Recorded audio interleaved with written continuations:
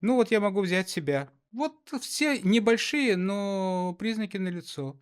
Немного повышенное давление, немножко повышен сахар, немножко, я горжусь этим, увеличено, объем талии, еще раз повторяю, немножко. Да, высокие триглицериды, но, по-моему, они у меня высокие всю жизнь. И да, низкий хороший холестерин. Вот это все признаки метаболического синдрома, в которые давно или недавно тесно ставили соннозависимое расстройство дыхания, сонное апноэ. Но следует, держать в уме, что метаболический синдром — это совокупность разных проблем, которые цепляются друг за друга, которые зависят, друг от друга и являются одно причиной и следствием другого.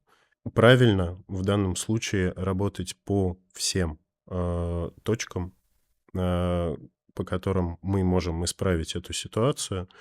И,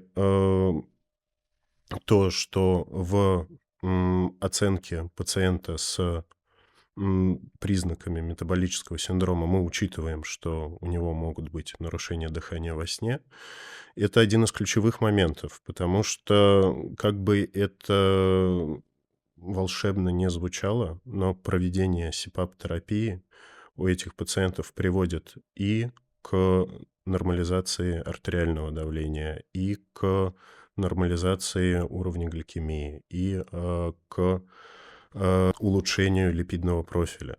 Связано это в большей степени с тем, что метаболические процессы, которые происходят в организме ночью, в норме, нарушены.